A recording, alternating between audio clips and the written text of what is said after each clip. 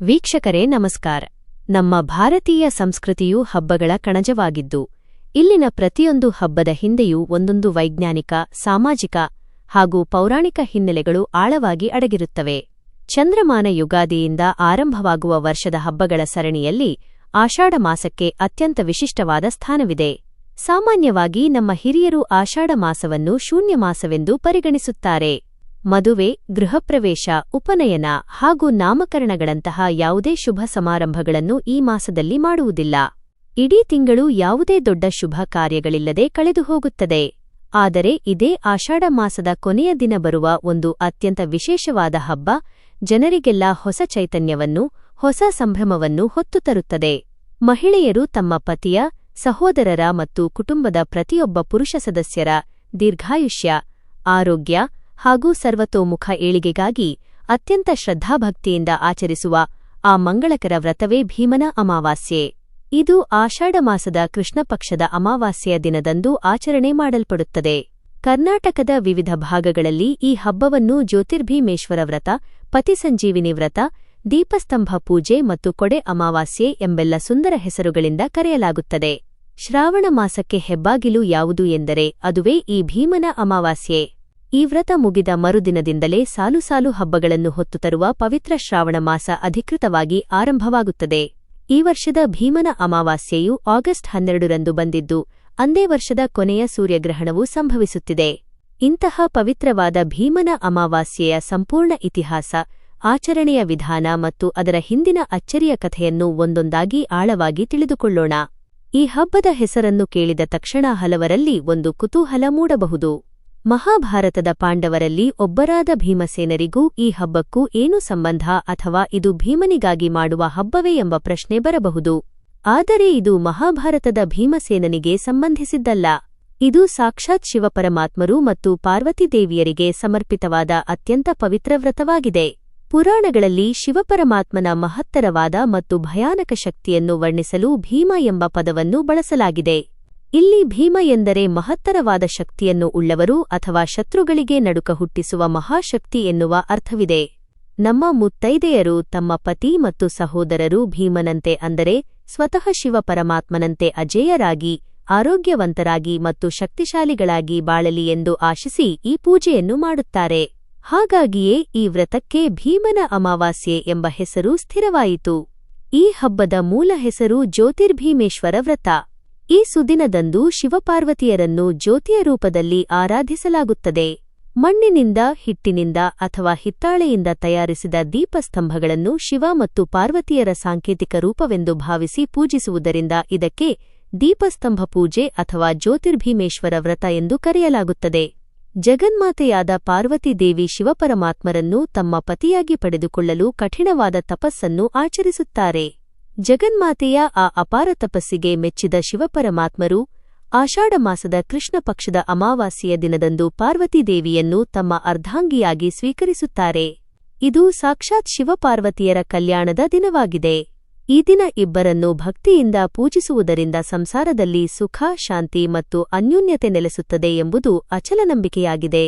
ಮುತ್ತೈದೆಯರು ತಮ್ಮ ಪತಿಯ ಆಯುರಾರೋಗ್ಯಕ್ಕಾಗಿ ಈ ವ್ರತ ಕೈಗೊಂಡರೆ, ಅವಿವಾಹಿತ ಯುವತಿಯರು ತಮಗೂ ಶಿವನಂತಹ ಸದ್ಗುಣಶೀಲ ಪತಿ ದೊರೆಯಲಿ ಮತ್ತು ತಮ್ಮ ಸಹೋದರರ ಶ್ರೇಯಸ್ಸು ಉಂಟಾಗಲಿ ಎಂದು ಈ ದಿನ ಸಂಪೂರ್ಣ ಉಪವಾಸವಿದ್ದು ಶಿವಪಾರ್ವತಿಯರನ್ನು ಪ್ರಮುಖವಾಗಿ ಪ್ರಾರ್ಥಿಸುತ್ತಾರೆ.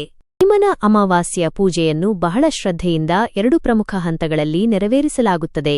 ಮೊದಲನೆಯದು ದೀಪಸ್ತಂಭ ರೂಪದಲ್ಲಿ ಶಿವಪಾರ್ವತಿಯರ ಪೂಜೆ ಮತ್ತು ಎರಡನೆಯದು ಪ್ರತ್ಯಕ್ಷ ದೇವರೆನಿಸಿದ ಪತಿಯ ಪಾದಪೂಜೆ. ಮೊದಲ ಹಂತದಲ್ಲಿ ಭೀಮನ ಅಮಾವಾಸ್ಯೆಯ ದಿನ ಮಹಿಳೆಯರು ಮುಂಜಾನೆಯೇ ಸೂರ್ಯೋದಯಕ್ಕೂ ಮುನ್ನ ಎದ್ದು ತಣ್ಣನೆಯ ನೀರಿನಲ್ಲಿ ಮಂಗಲ ಸ್ನಾನವನ್ನು ಮಾಡಿ ಶುಚಿರ್ಭೂತರಾಗಿ ಮಡಿಬಟ್ಟೆಯನ್ನು ಧರಿಸಬೇಕು. ಮನೆ ಮತ್ತು ಪೂಜಾಕೋಣೆಯನ್ನು ಸಂಪೂರ್ಣವಾಗಿ ಸ್ವಚ್ಛಗೊಳಿಸಿ ಸುಂದರವಾದ ರಂಗೋಲಿಯನ್ನು ಬಿಡಿಸಬೇಕು. ದೇವರ ಕೋಣೆಯಲ್ಲಿ ಒಂದು ಮಣೆ ಅಥವಾ ತಟ್ಟೆಯನ್ನು ಇಟ್ಟು ಅದರ ಮೇಲೆ ಅಕ್ಕಿಯನ್ನು ಹರಡಬೇಕು.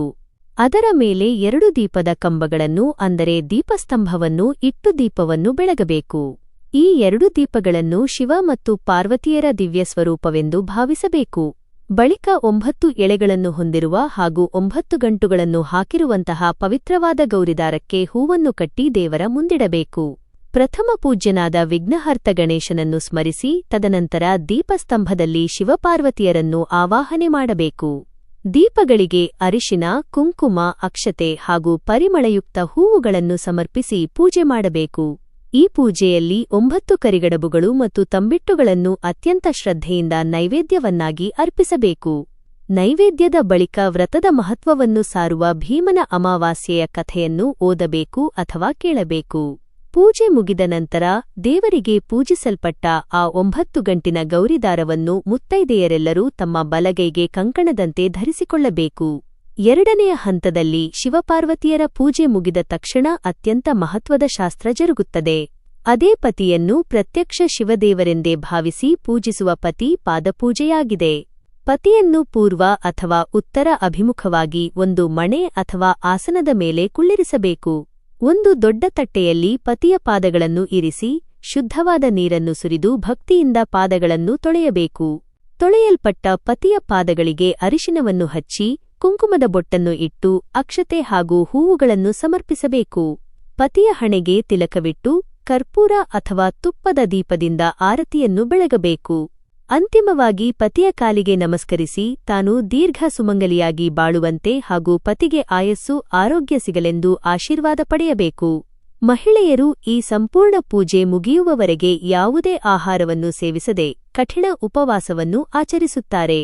ಭೀಮನ ಅಮಾವಾಸ್ಯೆಯ ಪೂಜೆಯ ಅತ್ಯಂತ ರೋಮಾಂಚನಕಾರಿ, ಕುತೂಹಲಕಾರಿ ಹಾಗೂ ಸಾಂಪ್ರದಾಯಿಕ ಆಚರಣೆಯೆಂದರೆ ಅದು ಭಂಡಾರ ಒಡೆಯುವುದಾಗಿದೆ.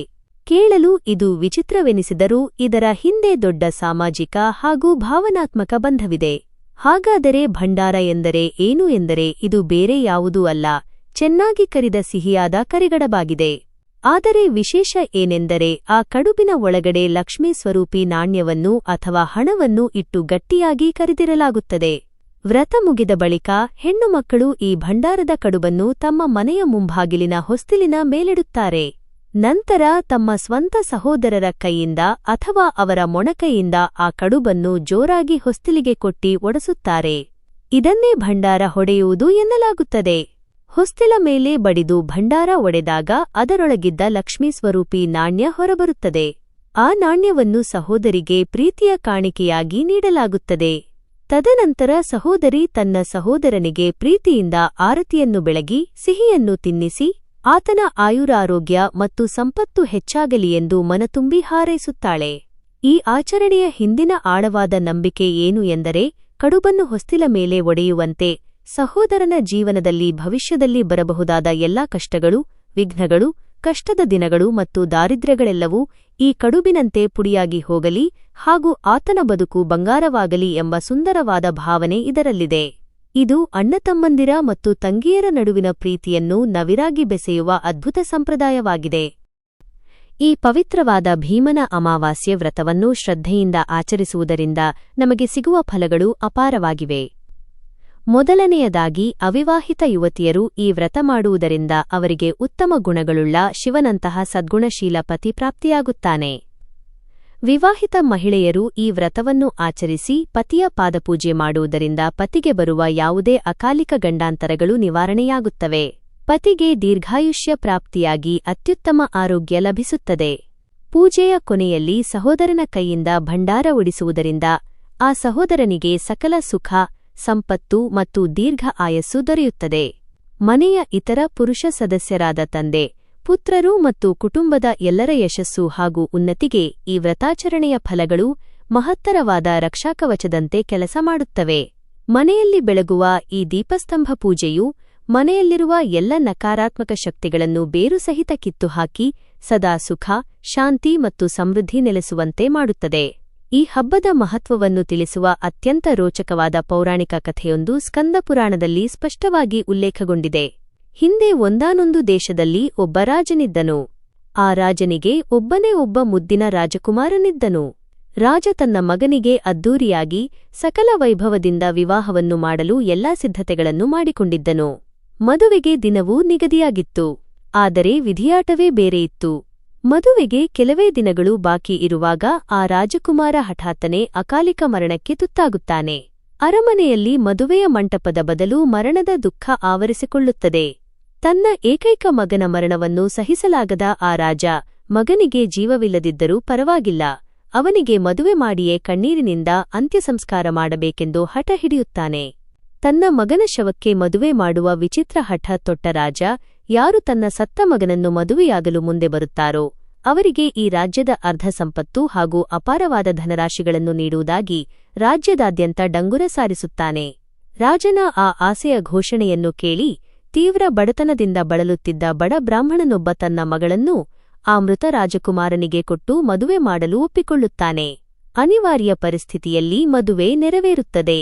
ಮದುವೆ ಮುಗಿದ ಕೂಡಲೇ ರಾಜಕುಮಾರನ ನಿರ್ಜೀವ ದೇಹವನ್ನು ಸಂಸ್ಕಾರಕ್ಕಾಗಿ ನದಿಯ ತೀರಕ್ಕೆ ಕರೆತರಲಾಗುತ್ತದೆ. ಆಗ ದೈವಲೀಲೆಯಂತೆ ಆಕಾಶದಲ್ಲಿ ಕಪ್ಪಗಿನ ಮೋಡಗಳು ಕವಿದು ಜೋರಾದ ಮಳೆ ಮತ್ತು ಬಿರುಗಾಳಿ ಅಪ್ಪಳಿಸುತ್ತದೆ. ಅಲ್ಲಿ ನೆರೆದಿದ್ದ ಜನರೆಲ್ಲರೂ ಪ್ರಾಣಭಯದಿಂದ ಚೆಲ್ಲಾಪಿಲ್ಲಿಯಾಗಿ ಓಡಿಹೋಗುತ್ತಾರೆ. ಆದರೆ ಆ ಮೃತ ರಾಜಕುಮಾರನ ಹೊಸ ಹೆಂಡತಿಯಾದ ಆ ಪತಿವ್ರತೆ ಹೆಣ್ಣು ಮಾತ್ರ ಯಾವುದಕ್ಕೂ ಹೆದರುವುದಿಲ್ಲ. ಸ್ವಲ್ಪವೂಳು ಕ್ಯಾರೆ ಎನ್ನದೆ ತನ್ನ ಗತಿಸಿದ ಪತಿಯ ದೇಹದ ಬಳಿಯೇ ದೃಢವಾಗಿ ಕುಳಿತುಕೊಳ್ಳುತ್ತಾಳೆ. ಅಂದು ಅಂದರೆ ಆಷಾಢ ಮಾಸದ ಕೃಷ್ಣ ಪಕ್ಷದ ಕಗ್ಗತ್ತಲಿನ ಅಮಾವಾಸ್ಯೆಯ ದಿನವಾಗಿತ್ತು. ಆ ದಿಟ್ಟ ಹೆಣ್ಣು ನದಿಯ ದಂಡೆಯಲ್ಲಿದ್ದ ಒದ್ದೆ ಮಣ್ಣನ್ನೇ ತೆಗೆದು ಅದರಿಂದಲೇ ಶಿವ ಮತ್ತು ಪಾರ್ವತಿಯರ ಪುಟ್ಟ ವಿಗ್ರಹಗಳನ್ನು ಭಕ್ತಿಯಿಂದ ಪ್ರತಿಷ್ಠಾಪಿಸುತ್ತಾಳೆ.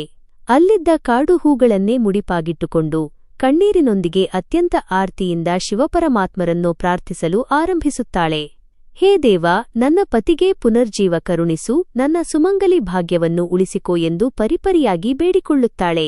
ಆಕೆಯ ಆ ಅಚಲವಾದ ಭಕ್ತಿಗೆ, ಅಪಾರ ಸಮರ್ಪಣಾ ಭಾವಕ್ಕೆ ಮತ್ತು ಪತಿವ್ರತಾ ಧರ್ಮಕ್ಕೆ ಸಕಲ ಲೋಕದ ತಂದೆ ಶಿವ ಹಾಗೂ ಜಗನ್ಮಾತೆ ಪಾರ್ವತಿ ಒಲಿಯುತ್ತಾರೆ. ಆಕೆಯ ಕಣ್ಣೀರಿನ ಪ್ರಾರ್ಥನೆಗೆ ಮಣಿದ ಶಿವಪಾರ್ವತಿಯರು ಸಾಕ್ಷಾತ್ ಆಕೆಯ ಮುಂದೆ ಪ್ರತ್ಯಕ್ಷರಾಗುತ್ತಾರೆ. ಮೃತ ರಾಜಕುಮಾರನಿಗೆ ದಿವ್ಯವಾದ ಪುನರ್ಜೀವವನ್ನು ಕರುಣಿಸುತ್ತಾರೆ. ಅಷ್ಟೇ ಅಲ್ಲದೆ ಆ ದಂಪತಿಗಳಿಗೆ 101 ಕಾಲ ಸುಖವಾಗಿರುವಂತೆ ದೀರ್ಘಾಯುಷ್ಯವನ್ನು ಮತ್ತು ಅಖಂಡ ಐಶ್ವರ್ಯವನ್ನು ಕರುಣಿಸಿ ಅಲ್ಲಿಂದ ಅಂತರ್ಧಾನರಾಗುತ್ತಾರೆ. ಸತ್ತ ಪತಿಯನ್ನೇ ಬದುಕಿಸಿಕೊಂಡ ಆ ಪತಿವ್ರತೆಯ ಆದರ್ಶವೇ ಅಂದಿನಿಂದ ಲೋಕಕ್ಕೆಲ್ಲ ಭೀಮನ ಅಮಾವಾಸ್ಯೆಯ ವ್ರತದ ಮಹಿಮೆಯನ್ನು ಪರಿಚಯಿಸಿತು.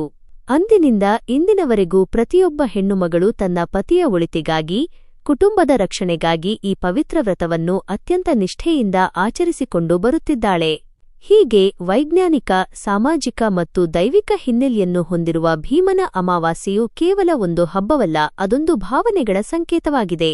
ಕುಟುಂಬದ ಬಾಂಧವ್ಯವನ್ನು ಗಟ್ಟಿಗೊಳಿಸುವ, ಪ್ರೀತಿಯನ್ನು ಹೆಚ್ಚಿಸುವ ಮಹತ್ವದ ದಿನವಿದು.